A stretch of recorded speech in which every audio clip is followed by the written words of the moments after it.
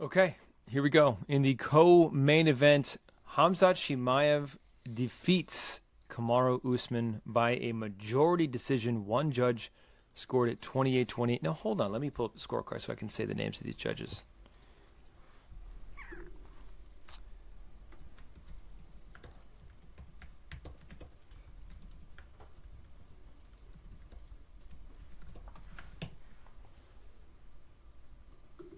Pause. Here we go. Okay. David Letheby scored it 28-28 even. And Vito, how do you say his name? Paolili? Paolili? No, Paolilo? Couldn't tell you. Paulilo. And Derek Cleary both scored the fight 29-27 for Chimaev. But the scorecards were a bit different. All three judges gave Chimaev round one as a 10-8. And then the differing scores for the Chimaev cards were the remaining two rounds were split. So Vito gave Chimaev round two and gave Kamaru round three. And Derek Cleary was the opposite. Gave Kamaru round two and gave Chimaev round three. So a very close fight overall. Omar, give us your take. Who do you think won this fight? I don't think there was a winner. I You think think it was this a was draw? supposed to be a draw. I do. I think the first round is the one that's the most inarguable, right? It is a 10-8 round. There's no ifs, ands, or buts about it. I don't even know if Usman threw a punch in that round. Not even entirely sure. And no shade. I mean, he had to make sure that he wasn't getting choked out by Khamzat, who was a fucking meat grinder for that entire first round. I think we also learned a lot of things in this fight as well. I think we learned that Khamzat doesn't have that gas tank to do that consistently for 3 rounds. I think we learned that Khamzat's striking, while it's good, is perhaps not all the way elite. And I think we know that he's going to be at the top for a while. But it does beg the question that once we get to the top of the mountain itself, the top 2, top 3, a lot of these guys, may not be susceptible to what Khamzat has to bring. If I feel like if you get out of the first round, I think we're getting to that point with Chimaev. If you get out of the first round, you have a better shot at beating him than if you don't. But I thought the fight was good. I thought that Usman showed a lot of championship mentality in that fight, going the way that he did in round 2 and round 3. I think they gave a lot of emphasis on a takedown that was that Chimaev basically didn't do too much with, where Usman had done the bigger damage and landed bigger shots in that round. So I think that Usman took the second round. I think Usman clearly took the third round just as Chimaev was slowing down completely. And it wasn't an ass beating by any stretch of the imagination, but Usman was able to kind of get a rhythm going that allowed him to land a lot more shots in the third round than Chimaev did. I think in the end, I don't know if I loved Usman up at 185. I don't know if I hated him at 185, if we're being honest. But I feel like it took a little bit away of the boogeyman perspective from Chimaev. I think he was a lot more humanized in that fight. As good as it was and as solid as it was, I think he was humanized in that fight. And so I don't really know. I mean, luckily for him, he came away with a W and not a draw, but I'm not sure how much it. I mean, I guess they're going to push him, so it is what it is. But from a fan perspective, I wonder how much of a tarnish it may have potentially been to the image of, this unstoppable, untouchable fighter. Mark, what are your thoughts? Do you think it was a draw? A lot of similar points there. 2 points that I am planning to make. Firstly, this was a very cool fight. Just seeing these two guys in the cage, especially when it's not something we were really expecting until whatever it was 10 days before. Like, when they really walked out and got in the cage, I was like, fuck, Usman's going to fight Chimaev. Like, it was just a cool matchup. And then that pre-fight image where Usman is in his typical crouch on one side and Khamzat is crouched down, like smirking at him on the other side. That was fucking awesome. That was like an iconic shot. But yeah, it was a cool fight. And the Chimaev that we saw in round 1 was absolutely terrifying. It is borderline impossible to deal with that man. To even get Usman in the position that he got him in was noteworthy. But then on top of that, Usman is defending so well in every way. He did a great job to survive, but to see him do all the right things and still be completely unable to escape at all says a lot about the talent of Khamzat Chimaev. So that was a big statement round from him. But then from there, I don't know, man. I understand that we found out after the fight that he broke his hand. But was that all on the broken hand? Because it sure seemed like the cardio was not in the same place as it was in round one. And I said this when we previewed it. I said, what happens if he goes to wrestle really aggressively in round one and Usman makes him work? And he made him work in a different way than I imagined. Usman was certainly struggling, but he still did make Chimaev work. And we saw it. He just, the pace very clearly slowed. And he said, I couldn't go for takedowns because I couldn't grab him with my hand. Who knows? But either way, the question of this cardio is going to remain now until he shows us otherwise. And whether it was the cardio or the hand, in this fight, for the first time, really, he was forced to spend long periods of time exchanging on the feet with someone. I shouldn't say for the first time. He did with Gilbert. But that was a brawl. This, and we saw Chimaev can do well in a brawl. This, he was forced to technically box with Kamaru, and it did not go so well for him. We certainly saw some holes in his game that Kamaru was able to exploit by boxing technically and not allowing it to be that brawl that Chimaev thrives in.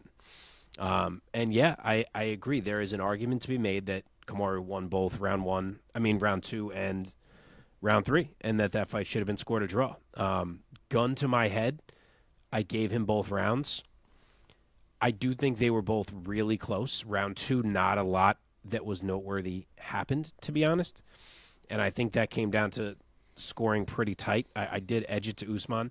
And then round 3, Usman is way ahead, but then he gets taken down with whatever it was, 2.5 minutes left. It was like half of the round that he spent under Chimaev to close out that round after being way ahead. So they're both close. I do think it could have been a draw. I have zero problem with Chimaev getting the W, just because even if Kamaru did win rounds 2 and round 3, they were both by a hair, and obviously Chimaev blew him out in round 1. So overall, I do feel like Chimaev won that fight, so him getting the W sits okay with me. But, you can't help but wonder what happens in that fight if Kamaru hadn't just come off the couch, or even if he just got 2 more rounds in that shape he was in. What does he win that fight? Yep. It certainly was feeling like that was going to be the case. So I don't know. It was a good showing from Usman for sure. And even though Chimaev won, I got the same take as Omar. I think a little bit of that scariness, that boogeyman quality that he carries kind of got stripped away in this fight. Yeah, man. Every time he fights somebody else, sort of in the upper echelon, whether it be at welterweight or middleweight, although this was still kind of unofficially a welterweight fight, in my opinion, because it's Kamaru Usman. We learn more about him, the good and the bad. Khamzat Chimaev, the fastest starter in the UFC? I think so. Yeah. Like, he has to win that trophy. Terrence McKinney? Ooh, you got me. But man, what a promotional star is this guy. He's such a firecracker of a personality and of a fighter. And is he going back to welterweight at any point, or is he kind of officially or unofficially like he's a middleweight now? Like, He's a middleweight. I think he's been told that he's a middleweight. Yeah. Usman is the one now that I'm thinking, like, what are you going to be doing now?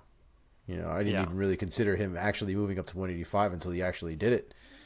So now I wonder if he's staying, maybe sticking around for a couple of good fights, maybe goes to 170. Because 170 is also a fucking mess. So if he's looking for activity, maybe 185 might be a little bit better for him for now. maybe, man, but those guys are Huge. they're a lot bigger at 185. They're gigantic. No, I listen, personally, looking at a list of fighters while I was trying to pick who's next for him, they all kind of scared the shit out of me for Usman, for being Dude, honest. I got one at middleweight. I got Yes, one at that the I middleweight. love.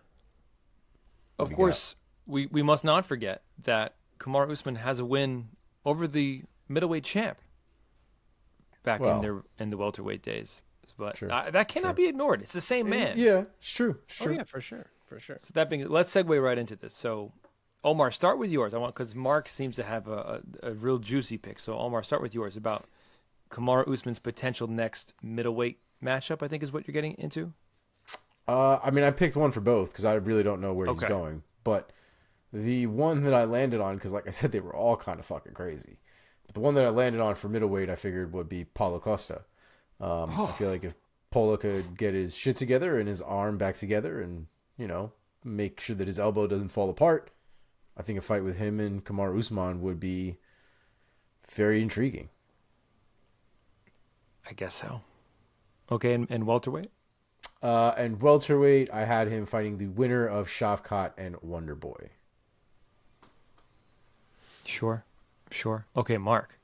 If it was welterweight, I would probably agree with that take. I didn't like the idea of him fighting Bilal. That made no sense to me, considering Bilal should be next. And then if he lost that fight, what's going to happen? Usman's going to fight for the title again. So, yeah, I never liked that rumor. But he seems to have plans of sticking at middleweight, at least not necessarily permanently, but at least for a bit. And I get it because there's not that many fresh matchups for the moment at welterweight, and I think he sees that he felt okay up at 185 and that he could have some fights with some fun names up there. He mentioned Dricus du Plessis. I don't love that. I don't think that's even something Dricus should have to do at the moment. No. But there's one name that I just feel like is perfect, and it's Robert Whittaker. Robert Whittaker is one of the smaller middleweights. The legacy that they both had, they were both champ together of 170 and 185 for quite some time.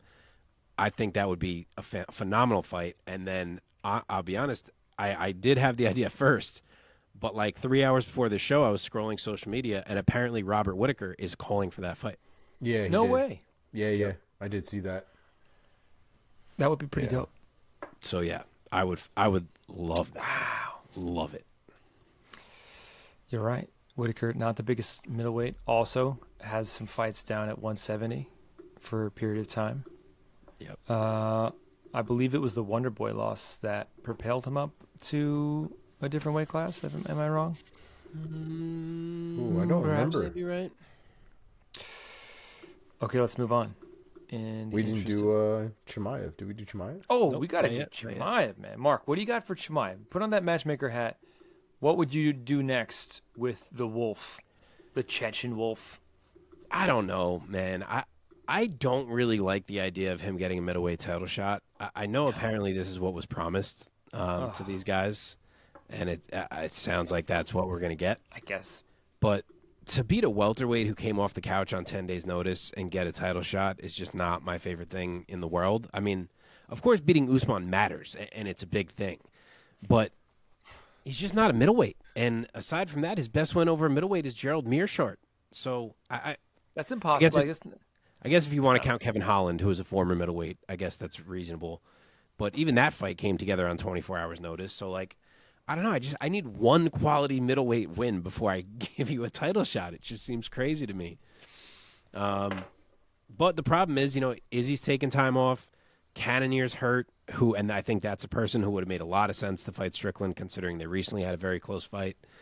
So it kind of boils down to, like, Dricus or Chimaev for the next shot. And I think Chimaev is in much better favor with Dana than Dricus is right now. So I don't know. I guess it's what we're going to get. It certainly sounds like it's what we're going to get.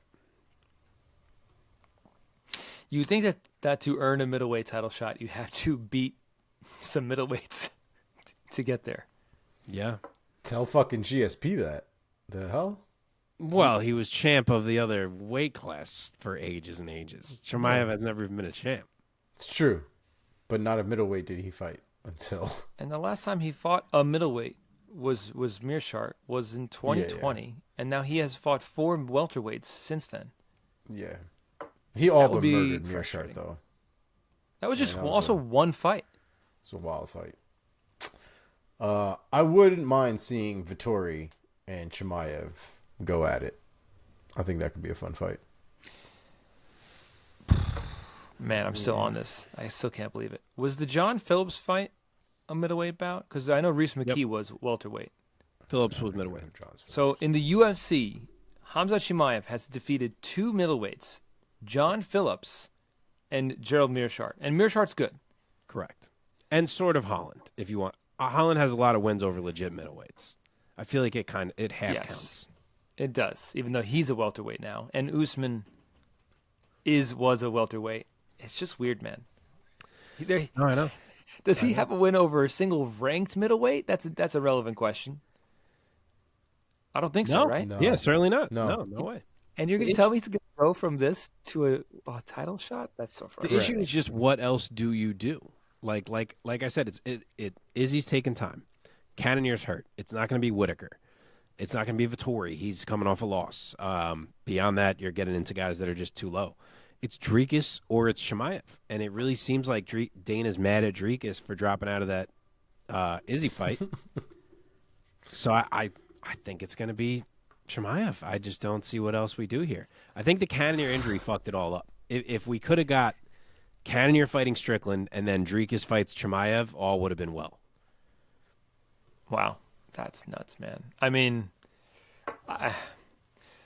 if it's Strickland and Chimaev, I don't hate Chimaev in that matchup. I don't. No.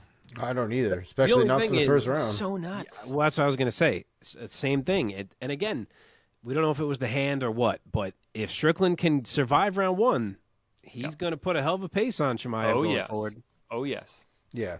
Strickland's not going to slow down. Chimaev, we've already seen, does. Whether it was the broken hand or not, Chimaev definitely slowed down in the second and then even more so in the third. Yep. Okay.